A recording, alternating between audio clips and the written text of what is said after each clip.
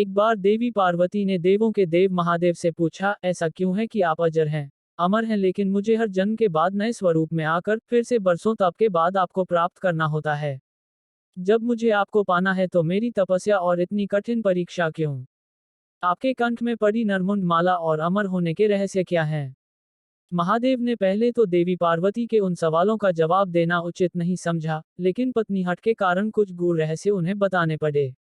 शिव महापुराण में मृत्यु से लेकर अजर अमर तक के कई प्रसंग हैं, जिनमें एक साधना से जुड़ी अमृतकथा बड़ी रोचक है, जिसे भक्तजन अमृतत्व की कथा के रूप में जानते हैं।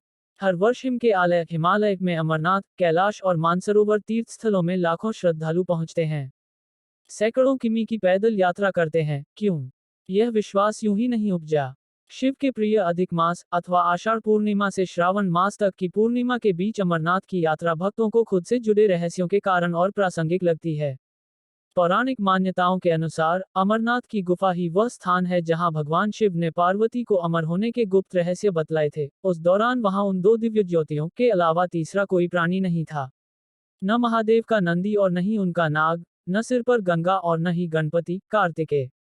गुप्त स्थान की तलाश में महादेव ने अपने वाहन नंदी को सबसे पहले छोड़ा। नंदी जिस जगह पर छूटा उसे ही पहलगाम कहा जाने लगा। अमरनाथ यात्रा यहीं से शुरू होती है।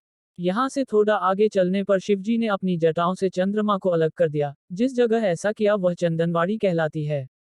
इसके बाद गंगा जी को पंचतरणी में और कंठाभूषण सर्पों को शेषनाग पर छोड़ दिया। इस प्रकार इस पड़ाव का नाम शेषनाग पड़ा। अमरनाथ यात्रा में पहलगाम के बाद अगला पड़ाव है गणेश टॉप। मान्यता है कि इसी स्थान पर महादेव ने पुत्र गणेश को छोड़ा। इस जगह को महागुना का पर्वत भी कहते हैं। इसके बाद महादेव ने जहां पिस्सू नामक कीड़े को त्यागा, वह जगह पिस्सू घाटी है। इस प्रकार महादेव ने अपने पीछे जीवनदायिनी पांचों तत्वों को स्वयं से अलग किया।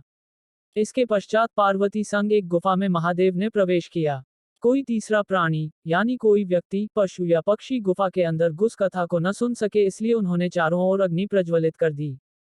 फिर महादेव ने जीवन के गूढ़ रहस्य की कथा शुरू कर दी। कथा सुनते सुनते देवी पार्वती को नींद आ गई, वह सो गई और महादेव को यह पता नहीं चला, वह सुनाते रहे। यह कथा इस समय दो सफेद कबूतर सुन रहे थे और बीच बीच में गूं गूं की आवाज निकाल रहे थे। महादेव को लगा कि पार्वती मुझे सुन रही हैं और बीच बीच में हुंकार भर रही हैं। चूंकि वैसे भी बोले अपने में मग्न थे तो सुनाने के अलावा ध्यान कबूतरों पर नहीं गया। दोनों कबूतर सुनते रहे। जब कथा समाप्त होने पर महादेव का ध्यान पार्वती पर गया तो उन्हें पता चला कि वे तो सो रही हैं। तो कथा सुन कौन रहा था? उनकी दृष्टि तब दो कबूतरों पर पड़ी तो महादेव को क्रोध आ गया।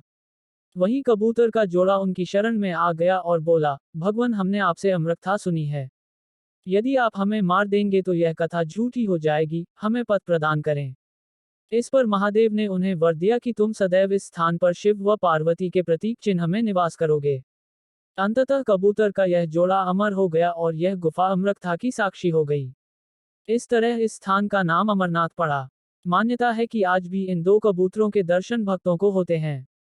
अमरनाथ गुफा में यह भी प्रकृति का ही चमत्कार है कि शिव की पूजा वाले विशेष दिनों में बर्फ के शिवलिंग अपना आकार ले लेते हैं। यहाँ मौजूद शिवलिंग किसी आश्चर्य से कम नहीं है।